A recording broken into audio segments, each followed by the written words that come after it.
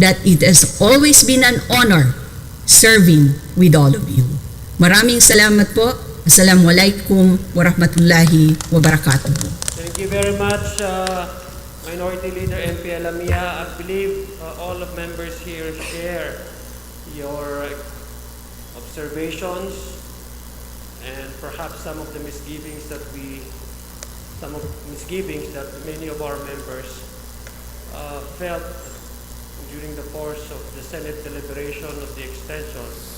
And we share your observation. And it is true that we will not be distracted by mere number division in the Parliament, because all of us took the same oath of office, read the same exact words in the oath of office, and pledged our loyalty to the Bangsamoro people, took oath before one and the same president. And we are mandated to do exactly the same thing. Is to enact 6 major codes. So we commend you, Minority Leader, for your expression of solidarity with the majority and the members of the Parliament. MP Lorena, you're recognized to be followed by MP Tucker. Thank you, Mr. Speaker. Majority Leader, I thank the Minority Leader for coming out to the open and coming out with a diagnosis of what transpired in the Senate.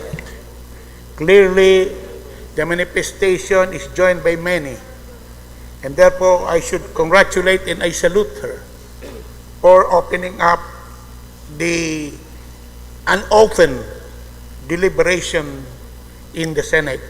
But if the lady Minority Leader would allow some questions that I want to be raised, may I be allowed to raise some specific clarificatory questions on the matter, Mr. Speaker? The Minority Leader stood on personal privilege. Yes, Mr. Speaker. So yes, Minority Leader, would you accept questions from your from your colleagues on the floor? MP Lamia. I will be honored, Mr. Speaker, to answer any question, Mr. Thank Speaker. you. MP Lorena, please proceed. Thank you, Minority Leader. My first question is, I was not looking into the screen deliberation in the Senate. May I be informed whether the transcript of records of the Senate bear out, and I know judiciously the Minority Leader have looked into the deliberation.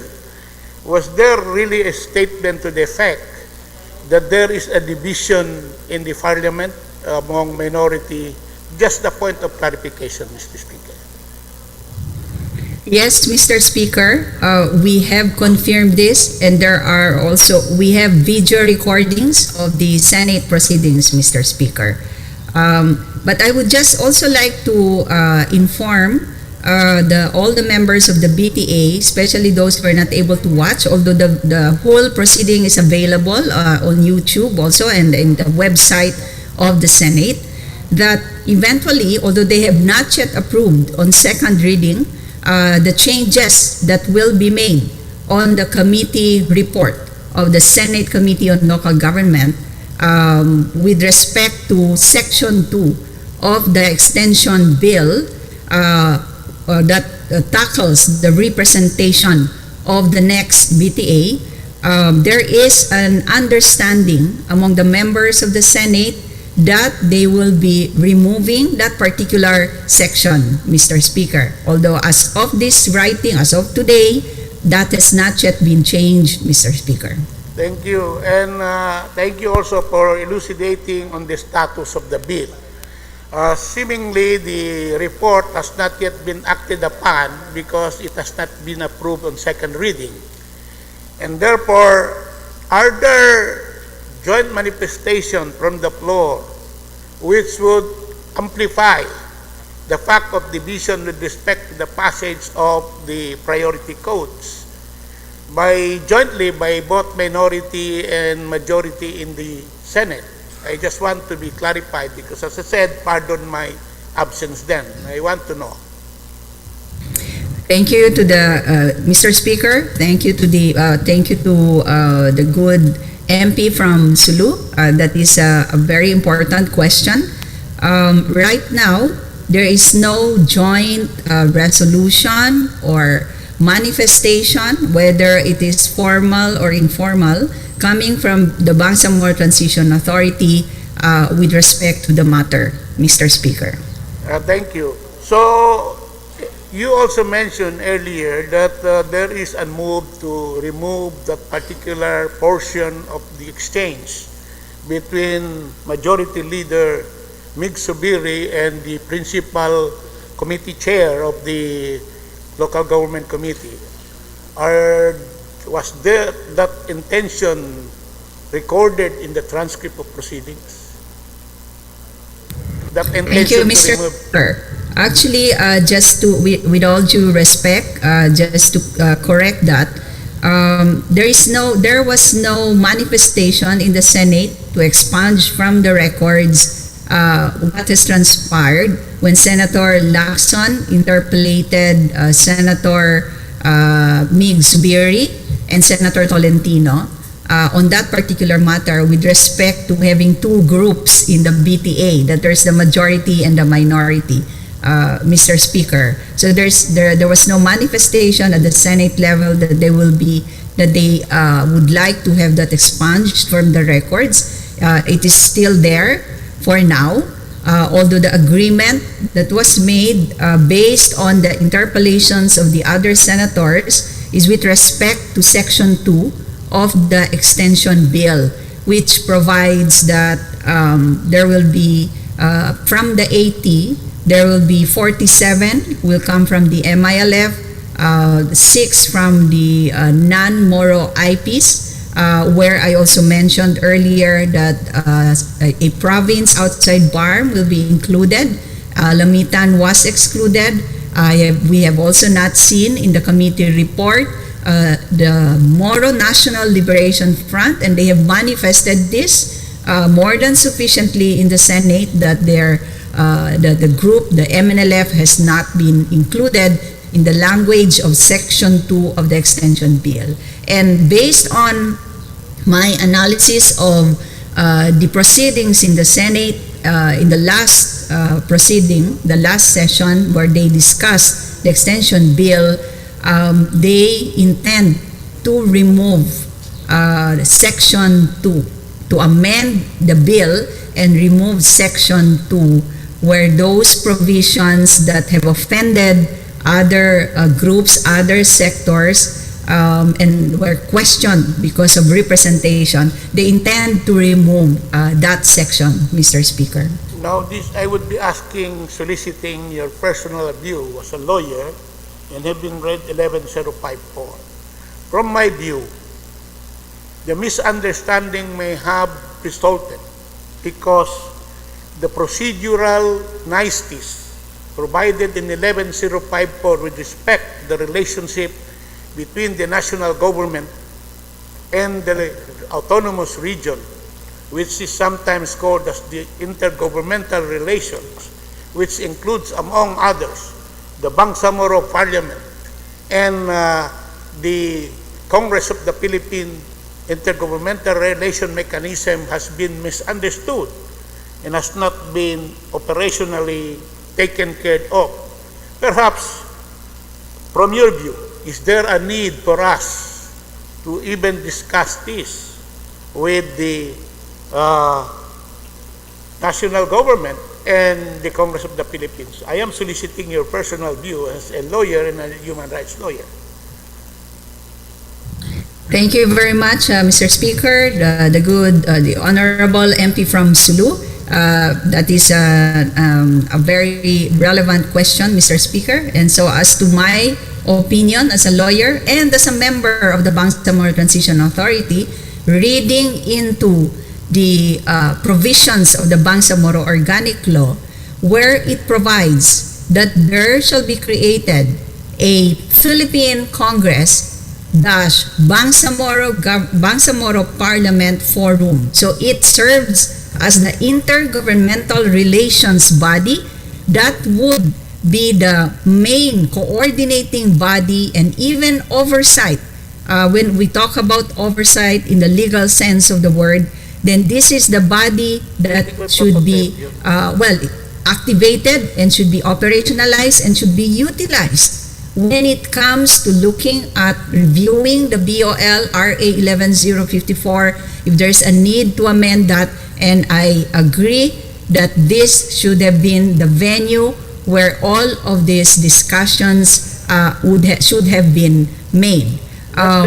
Incidentally, in the committee report of the Senate Committee on Local Government, it states in another section of the extension bill that there will be created an oversight committee, which was discussed also in the Senate, and which I personally believe, as a lawyer and as a member of the BTA, should not be included anymore in the extension bill, because, as it has been mentioned by our good MP from Zulu, MP Joe Lorena, there is already a mechanism already within RA 11054, and that is the Philippine Congress Bangsamoro Parliament Forum, which is an IGR body, and we are all represented there in this forum or IGR body, headed by the Speaker himself, Speaker Balindong. And this should be the proper mechanism or venue to discuss matters like this. Mr. Speaker. Yes, MP Mr. Lorena, Speaker, can you last abbreviate? question. Yes, can you abbreviate your question? This is my last question. I thank you for pointing out to all of us that we are all appointees of the President. As appointees of the President, we are working at his pleasure. In your view, as former Executive Secretary, and I think 1105, 905 also define the relationship of national government and the autonomous region. As appointee of the President, does it not behold upon all members of the Parliament to succinctly report to the principal who appointed all of us, which is the President? And my view is, I would ask your view, my view is, if there is a misunderstanding of that, because execution of laws, enforcement of law beholds in the office of the President after it is legislated, moving forward, would it be necessary to submit formally a report to the office of the President on the status of what we are working and what we have achieved so far, so that we can already define the roadmap for the future until 2022 perhaps, or even shorter than that, depending on the outcome of the deliberation in the House of Representatives in the Senate.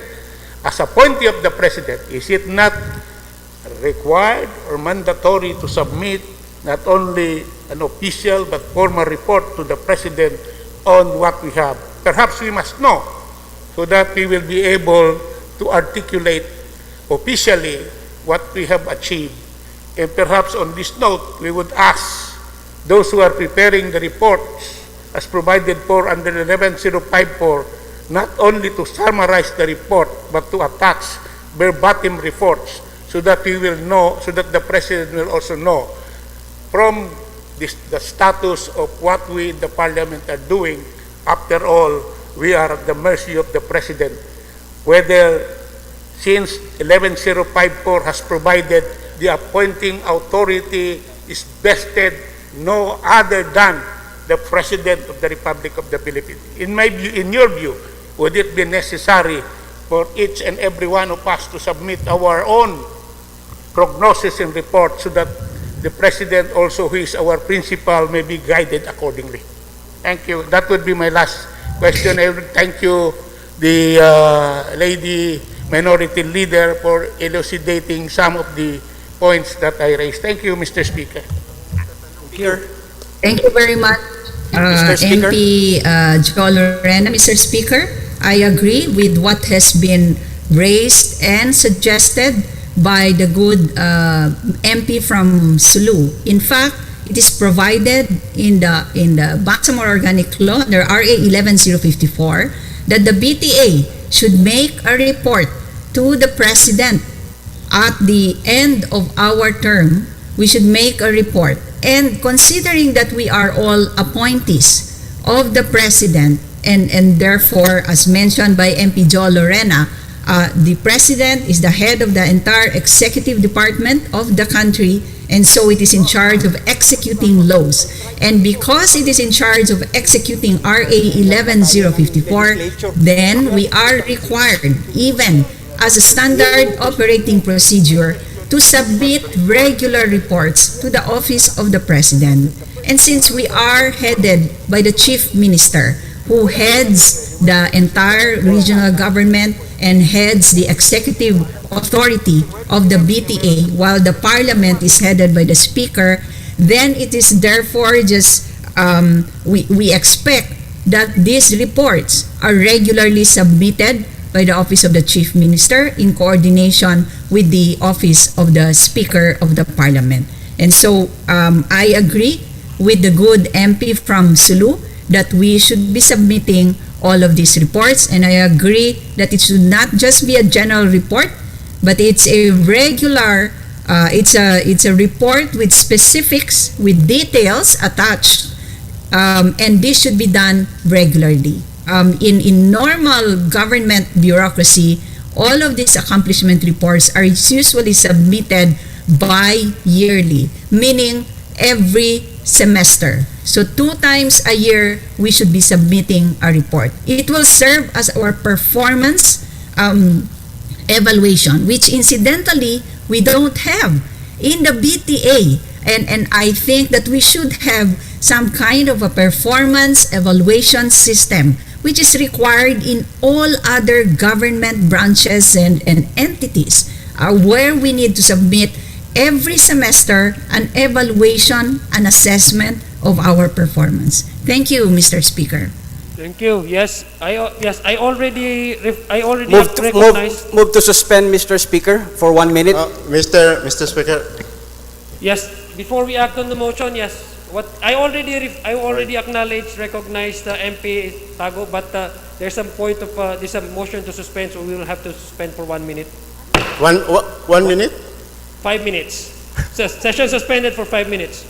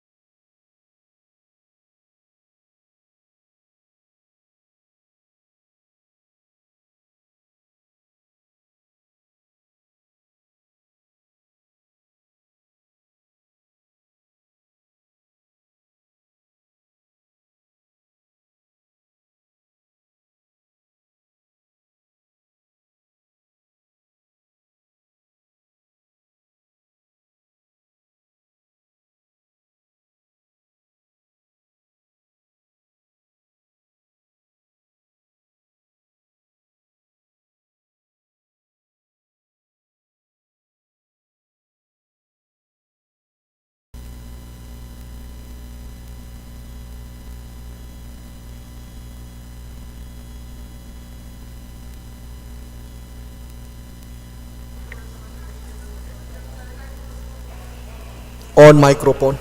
Hello, hello. Session resumed. Before the chair recognize the gentleman from Tamparan, Taraca, Masyo, Bayang and Ramain MP Popoy Tago, I'd just like to make a humble appeal to the members of this parliament. If there are interpellations, clarificatory questions addressed to the minority leader who just earlier gave her statement or her speech on matters of personal privilege, I suggest and I appeal that we would discuss this in the committee.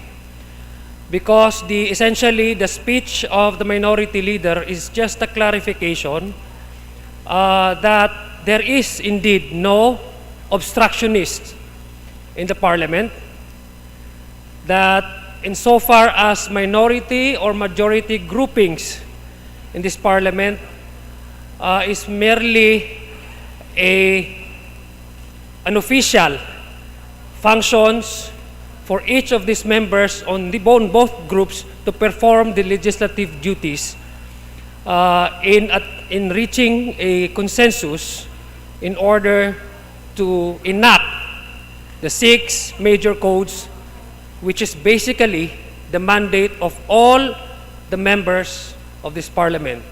And that is the bulk of her speech. Any issues concerning the bill submitted by the House and in the Congress regarding the extension of the Bangsamoro Transition Authority must and should at least prudently be discussed in the committee, because the Senate is currently deliberating on the said measure, and on the principle of parliamentary courtesy, we should allow the Senate to go on performing their legislative function insofar as the appreciation of this particular measure is concerned. And number 2, we would avoid preempting the decision, whatever the decision that the Senate will reach insofar as the bill for the extension of the BTA is concerned. While Congress, the lower house, has yet to deliberate officially on the said measure. So again, I would appeal to the members, if in order to expedite the discussion, we should address these clarificatory questions on the committee level, because I believe the speech will be referred to the committee on rules. Again, I would reiterate that the speech of the minority leader dwells on clarification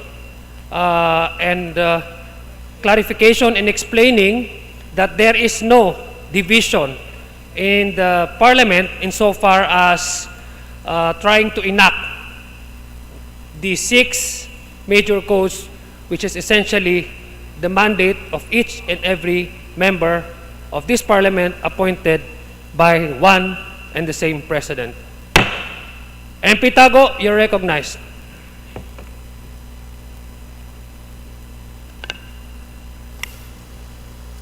Thank you very much, Mr. Speaker. Assalamualaikum warahmatullahi wabarakatuh. I abide, Mr. Speaker, with your statement that there will be no interpellation. That's why my face mask is censored. As you can see it, straight and censored. So I censure myself from any interpellation. On the speech a while ago by our minority floor leader, I rise on this floor, Mr. Speaker, firstly, as a rejoinder to the statement of our minority floor leader and a reaction to her statement. Indeed, it is true, Mr. Speaker, that in this whole, the Bangsamoro Transition Authority Parliament, there is no majority and minority. Kaya po, kung natatandaan ng lahat, nung tayo ay pinulong ng ating interim chief minister, for the record, sinabi ko, hindi kailangan magtatag ng minority floor leader dahil tayo ay lahat appointed ng President. walang majority at minority position here. But despite of that, Mr. Speaker, the Chief Minister designated, imagine, it is the Chief Minister designated the minority leader para lang may semblance of democracy dito sa Parliament. But in truth and in fact, there is no majority and minority. Tama po ang sinasabi ng ating kagalang-galang minority floor leader. Tayo po ay naluklok dito sa Bangsamoro Transition Authority sa isang layunin, ang layunin para sa kapakanan ng Bangsamoro people. Para sa kapakanan na sinusulong natin na right to self-determination. Kaya tayo naluklok dito dahil may mandato tayo na binigay sa atin sa pag-appoint sa atin ng Presidente na gawin ang mga batas na nandoon sa Bangsamoro Organic Law. The parliamentary setup for the information of all that was created for the Bangsamoro, the first parliamentary setup for the BARM, the Bangsamoro Transition Authority, is a unique parliamentary setup. Hindi kagaya po ng ibang jurisdiction ng parliamentary setup na kaya mayroong majority at minority because of ideology. Kaya makikita niyo sa ibang parliamentary setup, mayroong conservative, mayroong liberal, mayroong pro-labor. Kasi because of ideology, kaya sila mayroon hindi pagkakaintindihan. Tayo po ay wala tayong di pagkakaintindihan dahil yung nga, sabi ko nga at sinabi ng minority floor leader, sinabi ng ating mga kasama, ang layunin natin iisa for the good of the Bangsamoro people. So with that, Mr. Speaker, I join with the statement of the minority floor leader. Tayo dito ay magkakasama din. We go along and we help the Bangsamoro Transition Authority help its mandate para sa Bangsamoro Autonomous Region in Muslim Mindanao and for the Bangsamoro people. So, thank you very much, Mr. Speaker. And it is my motion, Mr. Speaker. Pagduktong ko para matapos na matuldukan yung issue, Mr. Speaker, we move the speech of our minority floor leader to be referred to the proper committee for proper discussion. Thank you very much, Mr. Speaker. Assalamualaikum warahmatullahi taala. Waalaikumsalam warahmatullahi taala wabarakatuh. Thank you, MP Popoy Tago, for that motion. Before we act on the motion, MP Rimbang, Sultan Rimbang, you're recognized. Alhamdulillah. Thank you very much, Deputy Speaker, Brother Shia Alonto. Assalamualaikum sa mga kapatid ko na Mimiro Parliament, sa ating mga staff guests, sa lahat na nanonood ngayon sa ating session ngayon. So, ako po ay nagpapasalamat sa ating Pangulong Rodrigo Roa Duterte dahil sa pag-appoint niya sa mga BTA, pag-autonomy na Bangsamoro, kaya nandito po ngayon yung BAM. Pangalawa po ay nagpapasalamat din ako sa mga senator, congressman na nag-alala sa Bangsamoro para po ma-extension tayo.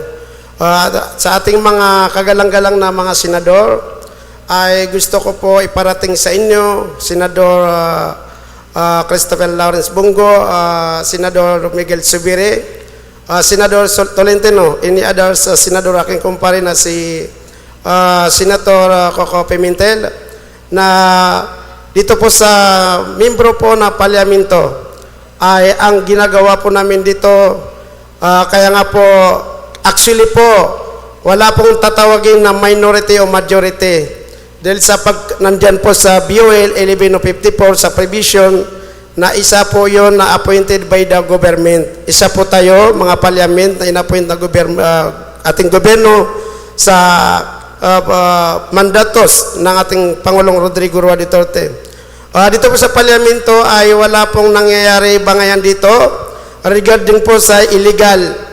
Ang nangyayari po bangayan dito, kaya po may tinatawag na naglaan po ang speaker natin na mayroon pong majority, minority. Ako po ay majority, ay minority rin po ako kasi lahat buo po tayo eh. Hindi po ibig sabihin ay mayroon pong nangyaring bangayan dito sa parliament. Paalala lang po ay bilang membro na parlamento ay kung mayroon pong ipapasang batas o anong bagay na makakatulong sa Bangsamoro, ay yan po ay inaaral po ng ating mga parliament. Kaya nga po nagkakaroon minsan na sagutan dito sa parliament upang yung hindi nakakatugma sa batas na Bangsamoro na makakatulong sa Bangsamoro o hindi makakatulong sa Bangsamoro ay dinadagdag natin ay binabawas natin. Sa mga kapatid natin na nasa labas naman, hindi naman sila membero parlamento, wag po natin pangunahan. Yung mga parliament member, kami po, kuskusan po kami, ay ginagawa po naming trabaho. Nakita niyo po, kahit po may pandemya, okay lang po na kami po ay makaranas na ang pamilya po namin. May po namin kung ano pong makuha namin dito sa parliament. Regarding po sa may COVID, hindi po namin inalala ang sarili namin ng pamilya namin. Sinasabi, ginagawa po namin kung ano yung magagawa namin sa parliament para po makatulong sa mamayang Bangsamoro. Kaya po yung mga ministry na hindi po member of parliament, pag magbitaw po tayo na salita, ay medyo magtanong po tayo sa member of parliament kasi kayo po, hindi po, with your respect po sa mga ministry, ang gawin niyo po, yung inyong ministry, palaguin niyo po kung ano yung kung ano yung nasa batas na ipamigay para sa COVID-19 sa mga kapatid natin na mamayang Bangsamoro ay gawin po natin. Huwag po natin pakialaman ito sa member of parliament kasi ang ginagawa rito naayon po sa batas. Ulitin ko po ay nagpapasalamat ako, Mr. Speaker, aking suggestion po ay maglaan po tayo na speaker o spokesperson natin, member of parliament, para isa po yung desisyon natin, para hindi pati sa labas ay nagsasalita po sila, wala po tayo idea doon. Kaya yan po yung suggestion ko, mga kapatid ng member of parliament, si iba pa Speaker Balindong, na maglaan po tayo na spokesman person po natin na member of parliament. Ako po ay nagpapasalamat, with due respect po sa inyo lahat. Assalamualaikum warahmatullahi ta'ala wabarakatuh. Thank you very much. There was an earlier motion. Yes, Omar. To the majority floor leader, may we reiterate that this be referred to the proper committee, Mr. Speaker? That is correct. That was the motion, in fact, of MP Tago. Would you second the motion? And Yes, yeah, Omar. may I move for another 1 minute suspension that we can confer with the majority floor leader? 1 minute suspension.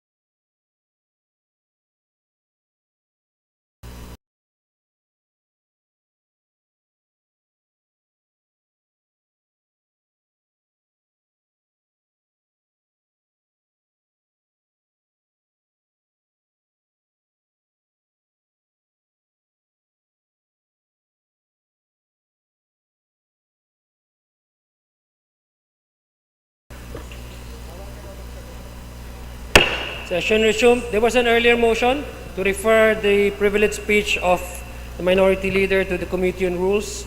Mr. Is Speaker, there any objection? Yes, what's the pleasure of the gentleman from Lambabayabo in Cotabato City? it's not objection, Mr. Speaker, but clarification. Should we move to put the privileged speech of the minority floor leader to the journal before having it referred to the committee? Actually, the moment she spoke, the moment she delivers her speech, that is already recorded in the journal.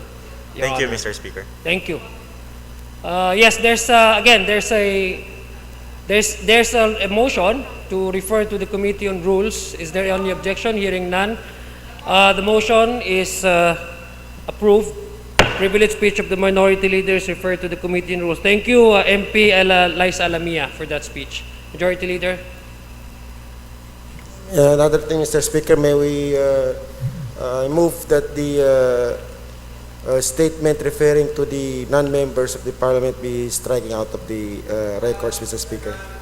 Okay, there's a motion that a certain portion of the speech by one of the members reference to the non-members of this BTA Parliament shall be stricken out from the record. This has been seconded, so stricken. Secretariat, please take note. Yes, Mr. Speaker, we proceed to the order of business. We are on the item business for the day. The first item as moved, requested a while ago is the consideration of proposed resolution number 447, Mr. Speaker. The resolution adopting a calendar of session for the third regular session of the Bangsamoro Transition Authority. For that, Mr. Speaker, may I pass the We will take majority? out the resolution for the adoption of calendar. Yes, PR 447, Mr. Speaker. All right. May we respectfully recognize MP Tago as the majority floor leader, Mr. Speaker. Di ka Because I will makadecide, defend Madjo, this resolution, Mr. Speaker. Torn between two lovers. The Deputy Majority Leader, MP Tago, is recognized. Please take over the floor. Majority in interregnum. Proceed, MP Tago. Yes. In the period of interdiction, may I please recognize the real majority floor leader. For the sponsorship speech. I recognize because the sponsorship speech will be done by the sponsor of the proposed resolution on the calendar of activities, Mr. Speaker. I recognize MP Lanangali, Mr. Speaker. The chair of the Committee on Rules, for his sponsorship speech, MP Lanang Ali is recognized. Yes, Mr. Speaker, Bismillahirrahmanirrahim. Alhamdulillah, Alhamdulillah, Alhamdulillah. We are now on the third regular session of the Bangsamoro Transition Authority Parliament. And here is the proposed resolution number 447 for the calendar regular sessions of the Bangsamoro Transition Parliament for the year 2021 up to 2022, Mr. Speaker. Mr. Speaker, the proposed resolution, Mr. Speaker, as provided in the rules, we are on a regular session in every third week and fourth week of the month, Mr. Speaker, and counting on this regular session, Mr. Speaker, we have 60 days regular session in the year for the year 2020-21. And as far as my counting is concerned, Mr. Speaker, all the days on the proposed resolution, Mr. Speaker, do not fall on any regular holidays, Mr. Speaker. So I am appealing to the members of this august body for the immediate approval of this proposed resolution, Mr. Speaker. MP Tago.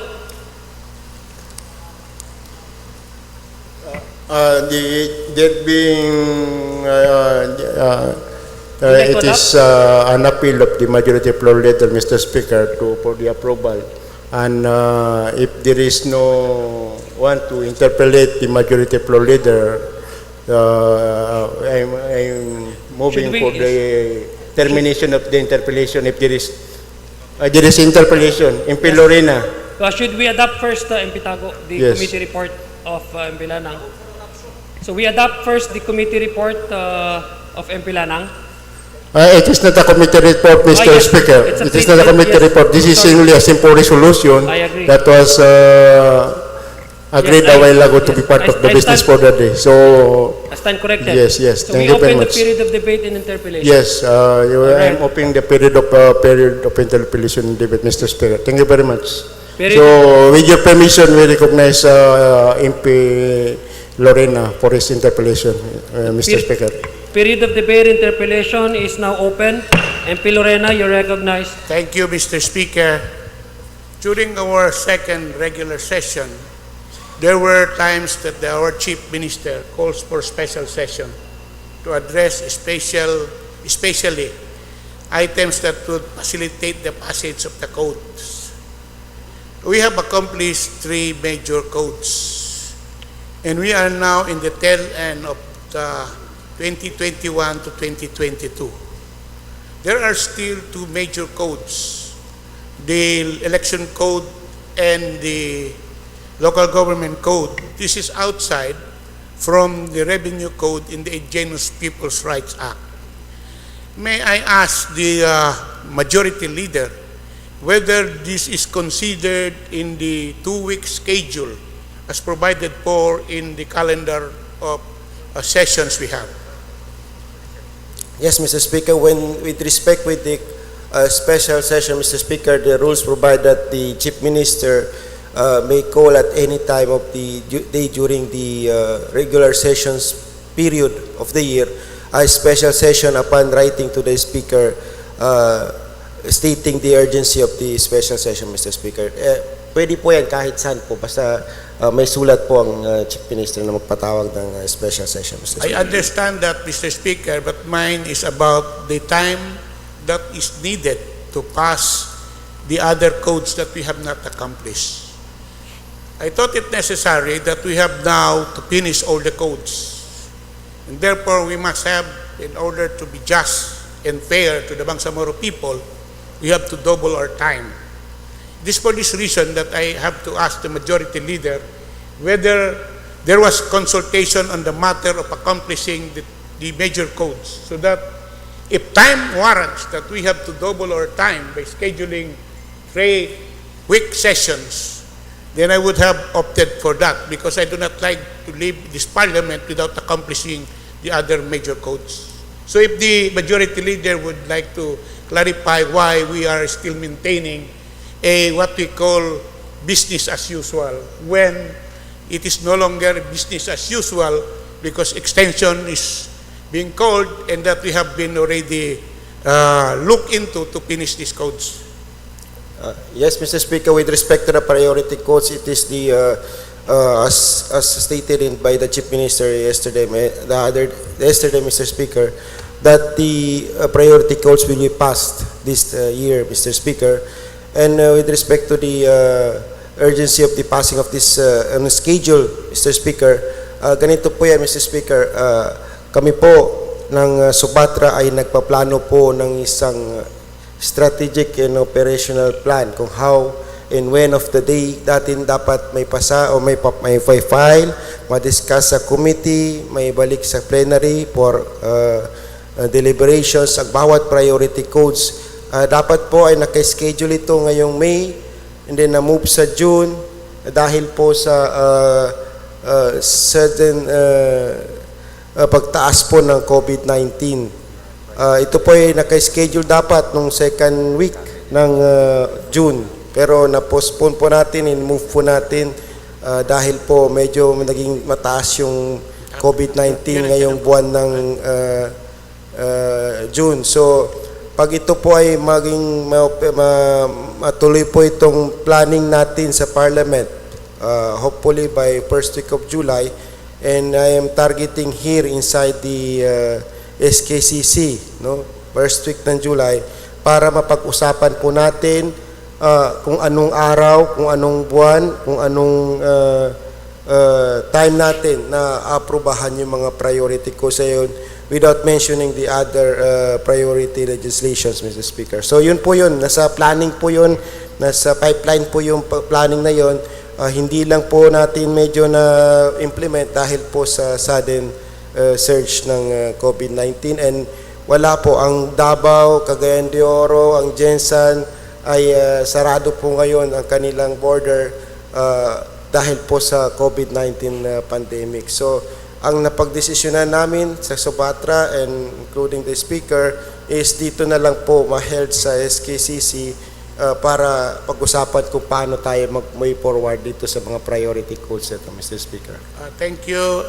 Do I get it? Because I think outside from the 3 major codes as provided for under Article 16, there are other codes, economic legislations that did be fast-tracked. Yes. So, do I understand from the majority that after our strategic planning, we may amend the schedule of sessions we have to accommodate the necessary time required to pass all these legislations?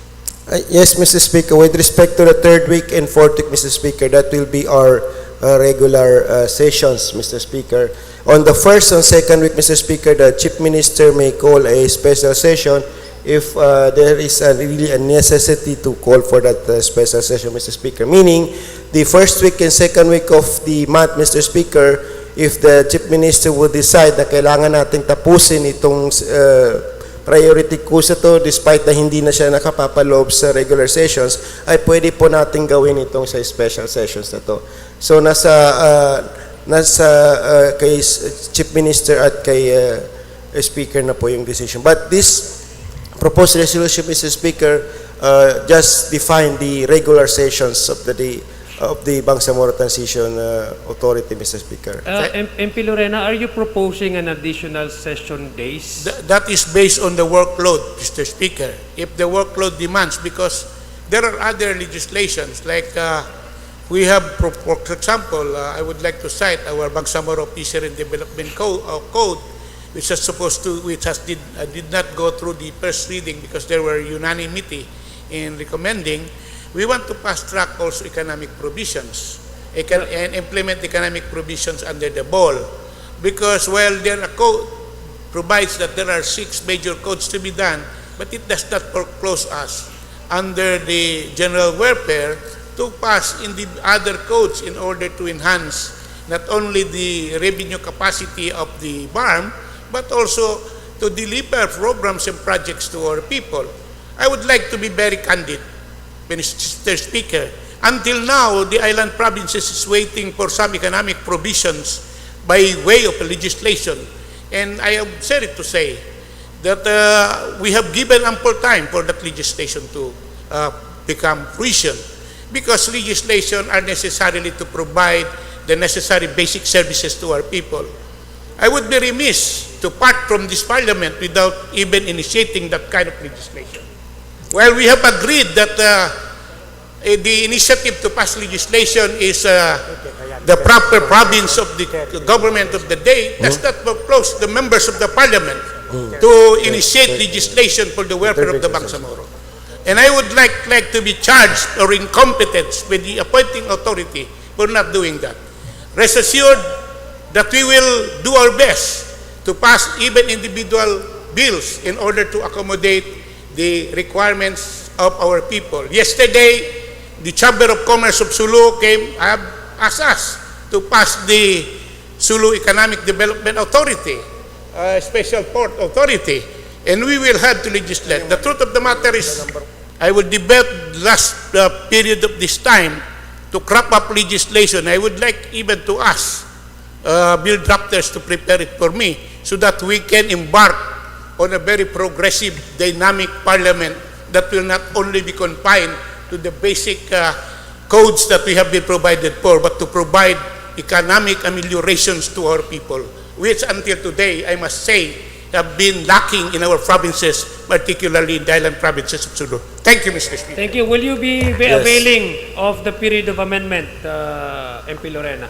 I will, but as manifested, Yes. this calendar can be amended after our strategic planning. I will hold the majority leader to that, and I hope that there will be a caucus with the majority to define finally the agenda of this parliament for the next session. Thank you, Mr. Speaker. Yes, Thank you, Mr. MP Lorena.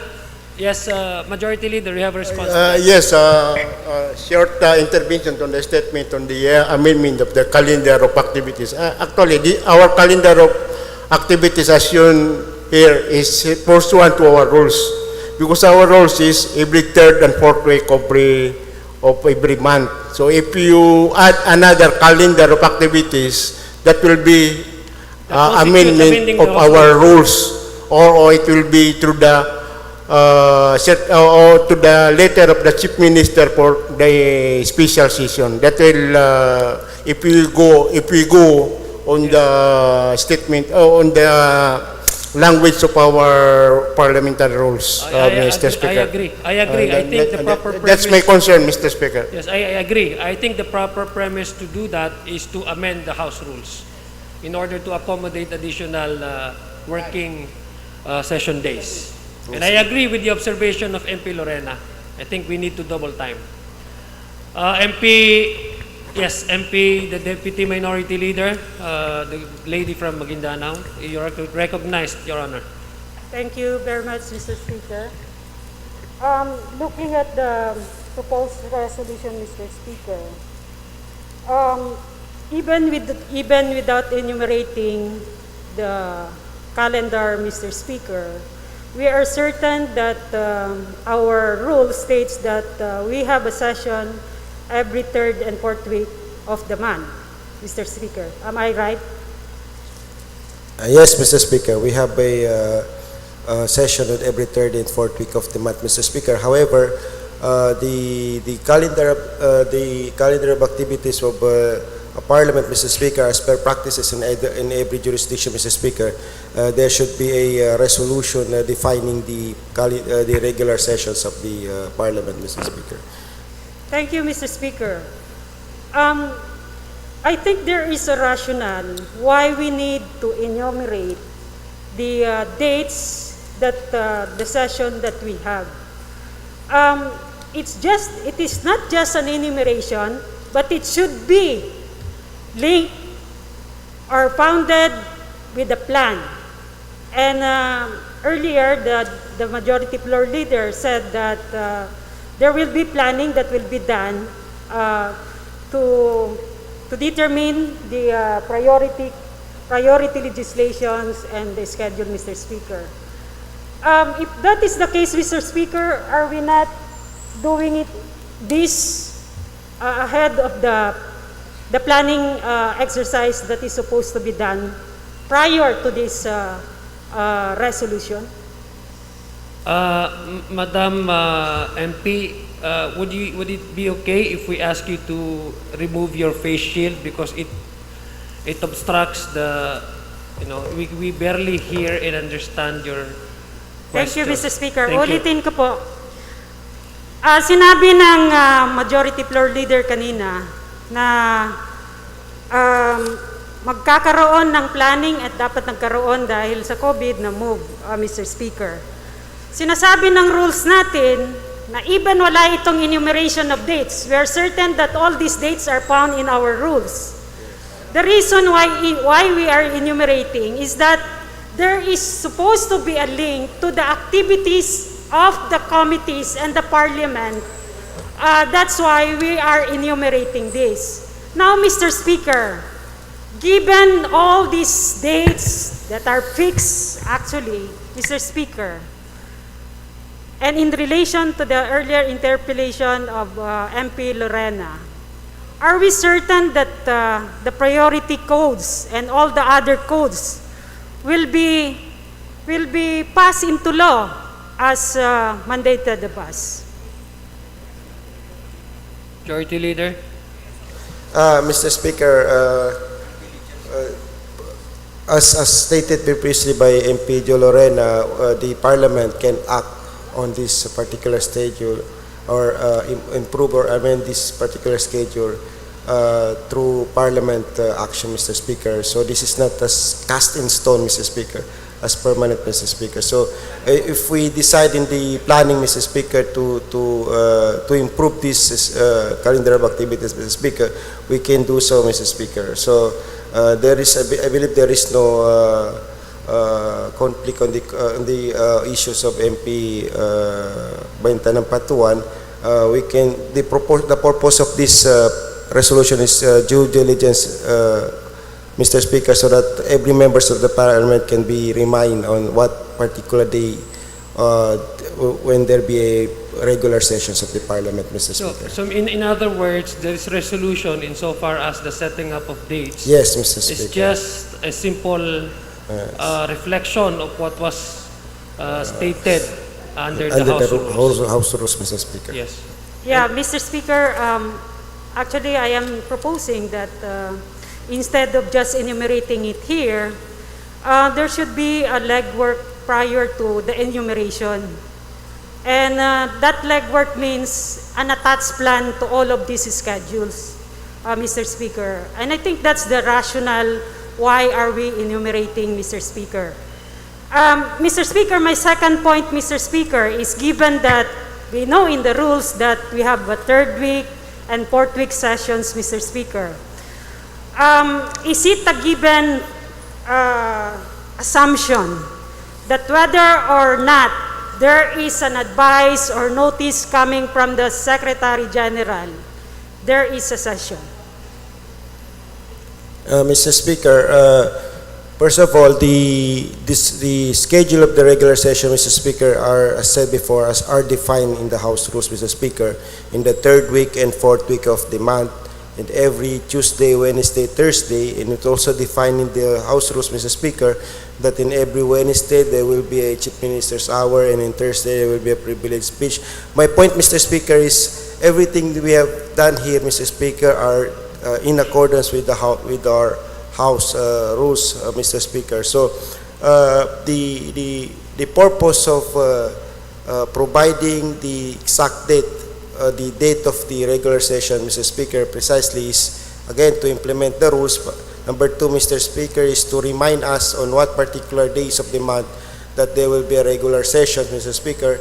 And if we have a plan in the future of how to act on the certain priority legislation, Mr. Speaker, we can sit and see the date of the regular sessions and decide when to put this legislation on the table to be discussed here in the plenary, or when this priority legislation to be discussed at the committee level. And then at the end of the day, we will have a comprehensive planning on how we will maximize the remaining days of the regular sessions in the third regular sessions of the BTA Parliament, Mr. Speaker.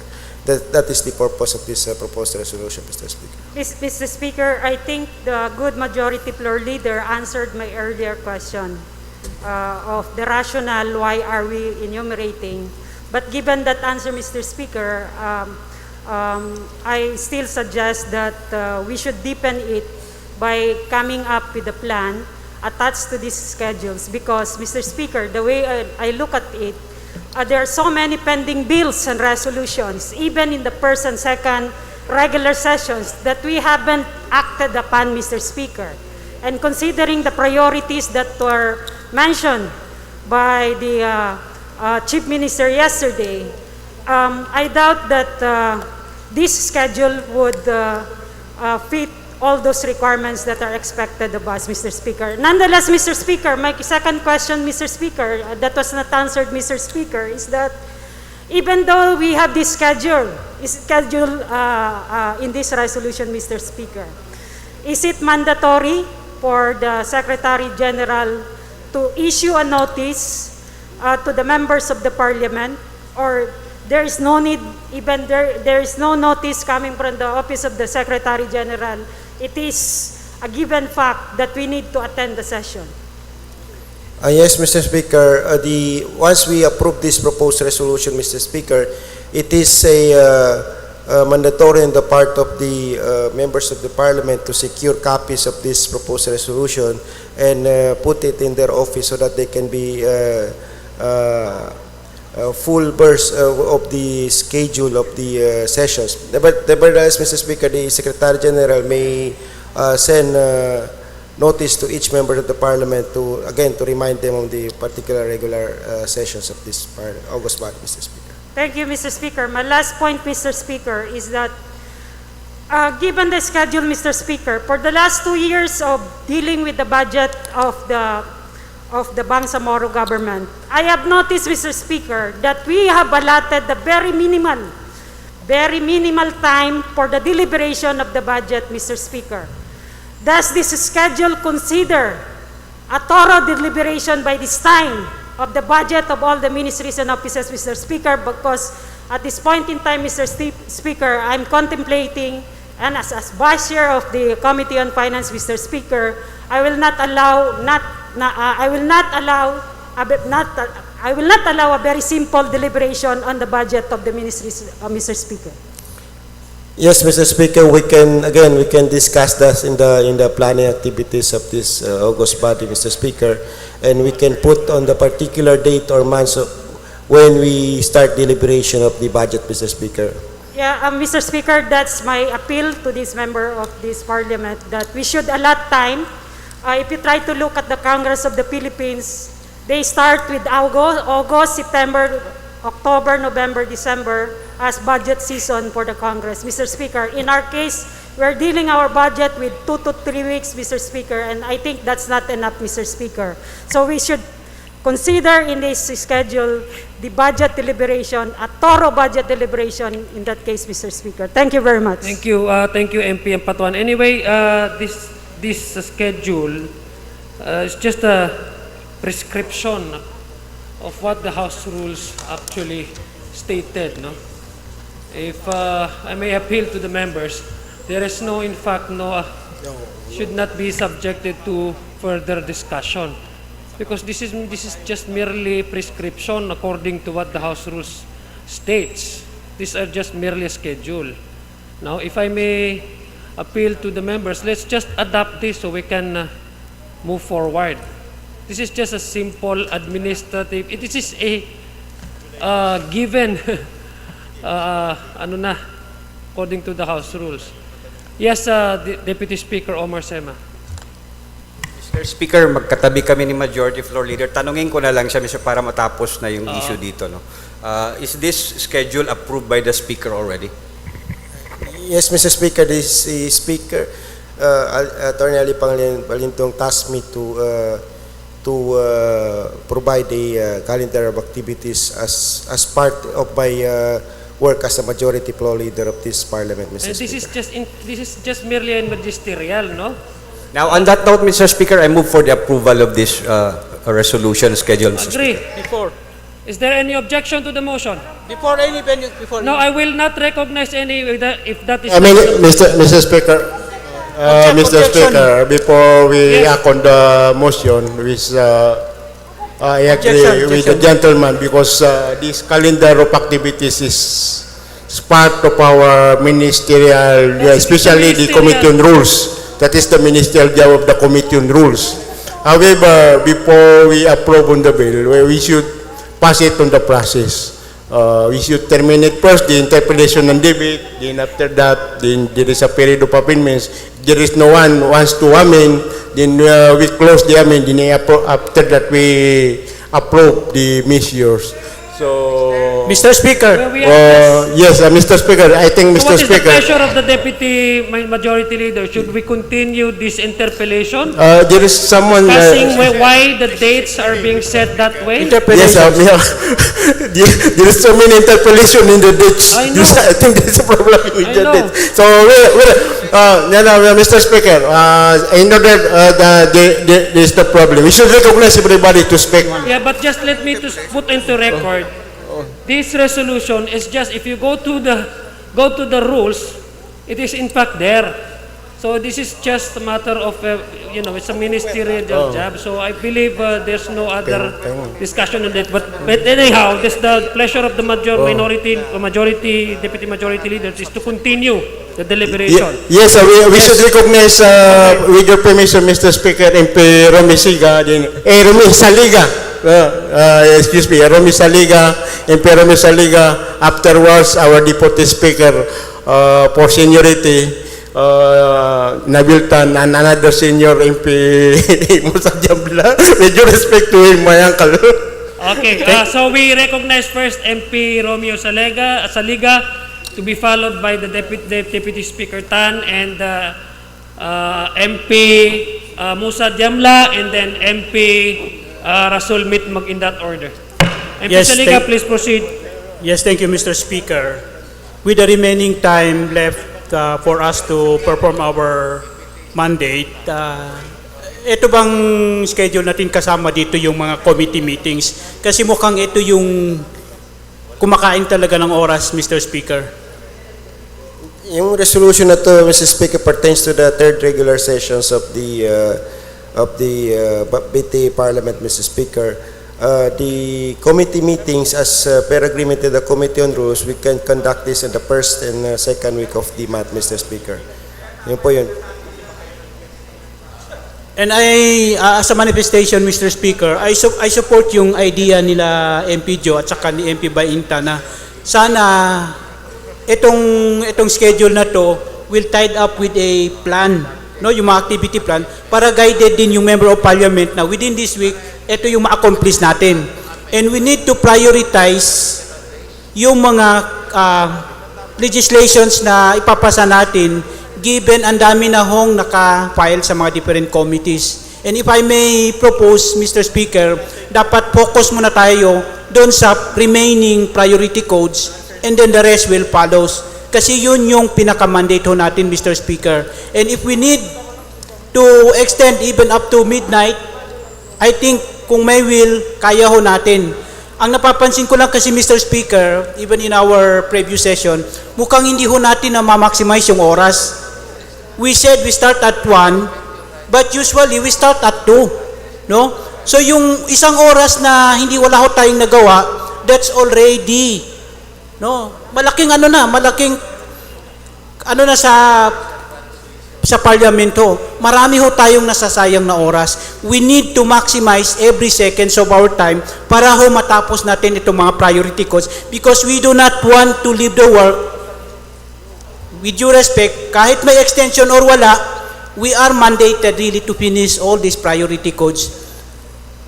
Added value na lang kung may extend, but we need to complete all these priority legislations before March, kung March ito, will end. Dahil ito ho yung pinaka-mandate natin, Mr. Speaker.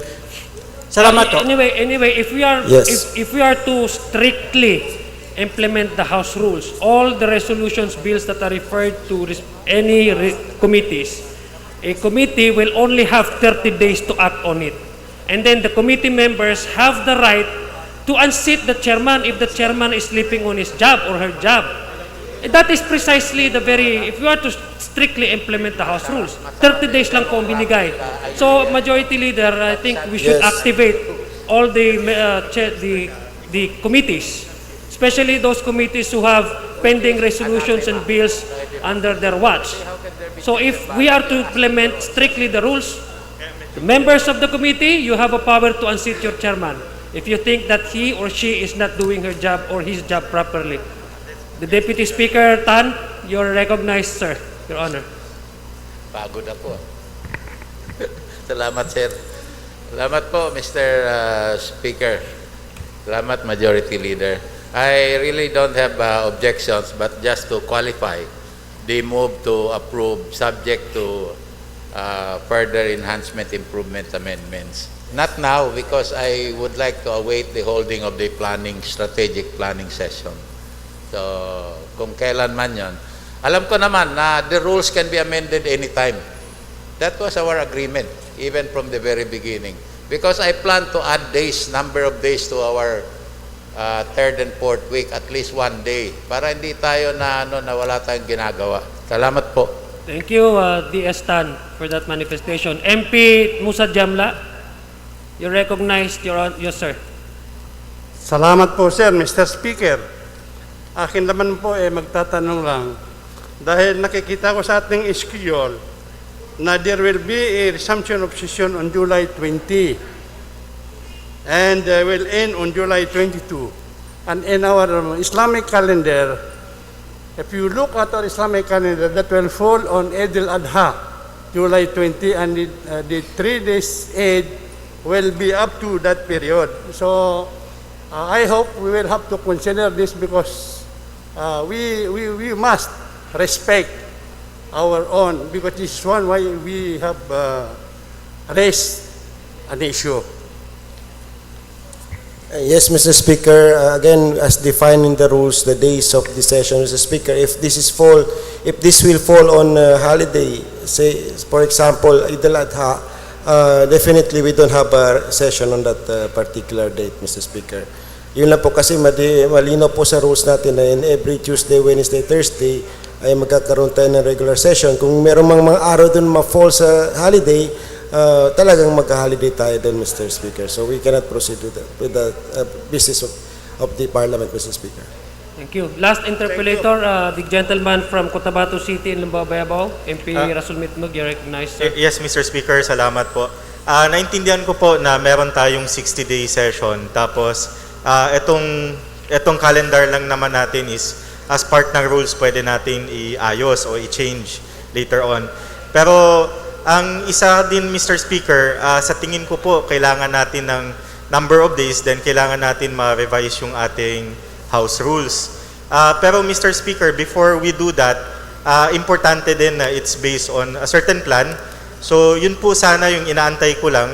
Klaro naman po sa atin na may plano tayo. Kailan po yung planning session so that, kasi hindi po siya kasama sa calendar eh. So kailan yung planning session natin for this calendar of next year para mas maayos po yung yung mga schedules po natin. Yes, Mr. Speaker, as I said for Mr. Speaker, we are planning to have a meeting with the Parliament in the first or second week of July, Mr. Speaker, after this sessions month, Mr. Speaker. Talaga pong noon pa po, Mr. Speaker, kahit before Ramadan ay talagang ang majority floor leader po natin ay masugid na gustong ma-implement itong planning na ito. But again, because of the COVID-19 ay talagang napopostpone tayo, no? We negotiate several times in different venues sa Mindanao. Talagang hindi po tayo binibigyan ng pagkakataon. As a matter of fact, sa Davao, sinabihan pa na kung ayaw nyo, pumunta kayo kay Mayor. Doon kayo makiusap. So sabi namin, wag na lang muna, wag na nating ipilit kaya magka-problema pa tayo. So nung June naman, bigla nag-issue ang presidente ng from June 1 to June 30 ay inalagay sa GCQ ang even Cotabato City kasi tumataas yung number ng COVID-19. So na-postpone din natin yung plano natin sana nasa second week ng June. No? So ang naging problema naman, na-move natin ngayon sa July. Pero gusto ko pong malaman itong August body na ito na kami po, so together with the Subatra and Deputy Speaker Omar Sema, ay talagang gusto namin magkaroon tayo ng planning, strategic planning, kung how we move forward with this in the immediate passage of this priority cause, Mr. Speaker. Yun lang po, Mas. Maraming salamat po, Mr. Speaker. Thank you, MP. Mr. MP Speaker, there being no other interpellators, there is a interpellators permission to recognize MP Dunlong, Mr. Speaker. MP Long, you're recognized. Thank you, Mr. Speaker. Just to reinforce the point of my colleagues, Mr. Speaker, all those who spoke before me, Mr. Speaker, this is not to delay the approval of this resolution, but more of as a guidance to us as a parliament. In engineering parlance, before we make a schedule, we try to imagine the scope and the size of the work that needs to be done, and we adjust based on that. While we appreciate that this is already stated in the rules, that this is the third and the fourth week of the month is our regular session days, the members of the parliament just want to be informed if this schedule takes into account the political realities that we are facing today.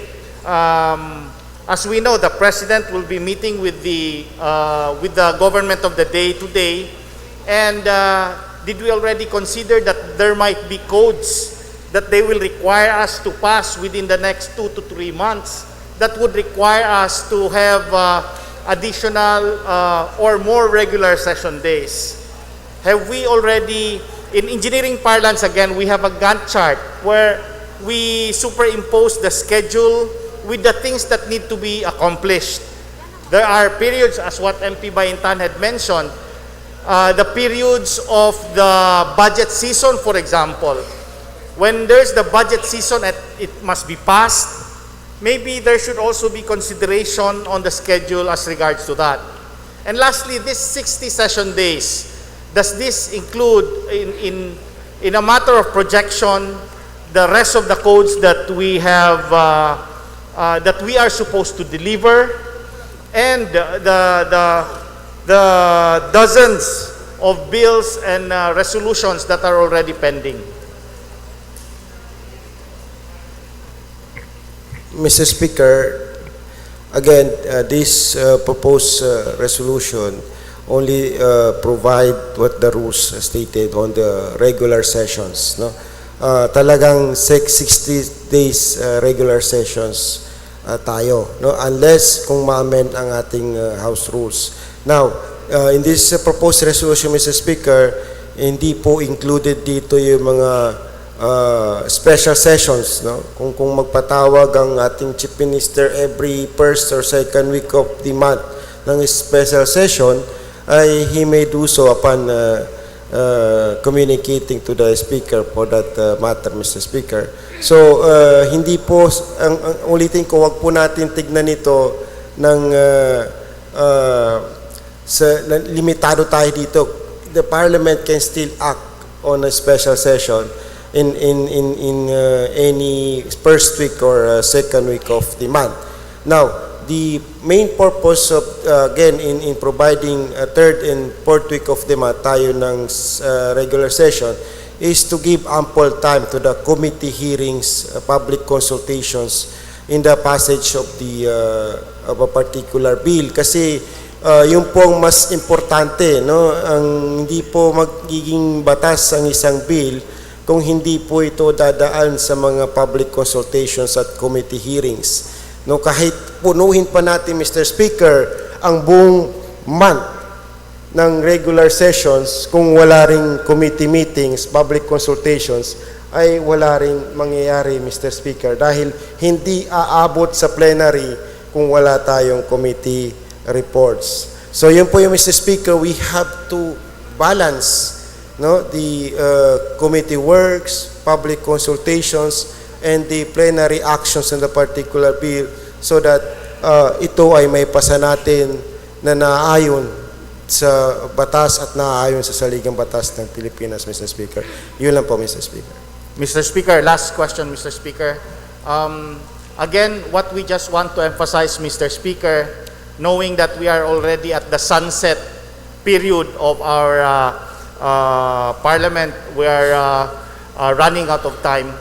As we draft this schedule, Mr. Speaker, for example, just in terms of milestone, do we have milestone months already when we believe we can pass the local government code, revenue code, and electoral code based on this schedule, Mr. Speaker? Because we just want to know, are we just passing a schedule, or are we making a schedule that is based on the workload and the scope of work that we want to accomplish? Mr. Speaker, with the indulgence of our majority floor leader, I answered the query of my colleague, Mr. Speaker. This legislative calendar is only our guide on our sessions. On the matters of the legislative calendar, legislative agenda, or timetable to pass the bills, I think it should be taken up with due respect to me, to my colleague, Mr. Speaker, in the committee on rules. We can discuss that in the committee on rules. Kung kailan ipapasa itong electoral code, kasi ang committee on rules, Mr. Speaker, is the mother of all committees. So, pwede niya i-push ang mga ibang committees with due respect to them na hindi gumagalaw na gawin ito. So, yun lang may sasagot ko doon. Para in order, with your respect, to abbreviate the discussion on the issue of this resolution on legislative calendar, Mr. Speaker. I accept the statement of the Majority Leader, Mr. Speaker, and look forward to the meeting of the Committee on Rules to discuss the calendar of activities in accordance to the schedule to meet the mandate that is being given to the BTA, Mr. Speaker. Thank you for the time, Mr. Thank you very much. There being no other interpellator, Mr. Speaker, I move to close the period of interpellation and debate. Period of interpellation and debate is hereby closed. There being no want to amend I move to open the period of amendments. You move for the For the opening of the period of amendments. period of amendment is open. There being no one to amend, Mr. Speaker, I move to close the period of amendments, Mr. Speaker. Period of amendment is closed. I move to approve this. Since this is a simple resolution, Mr. Speaker, I move to approve the resolution on calendar of activities, Mr. Speaker. There's a motion to adopt the proposed resolution providing for calendar of activities for the BTA Parliament on the third regular session. Is there any objection? Hearing none, the motion is adopted and approved. Majority Leader. I am now giving the microphone to our Real Majority. I'm not turning back the microphone to the Real Majority Floor Leader, Mr. Speaker.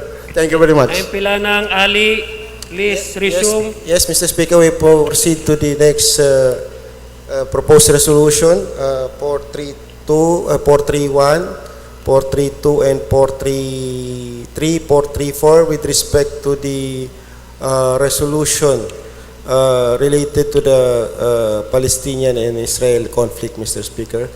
I move to, first, Mr. Speaker, I move for consolidation of the 4 proposed resolution, Mr. Speaker. So we would consolidate all the 4 resolutions. Yes, Mr. Speaker. Is there any objection? None?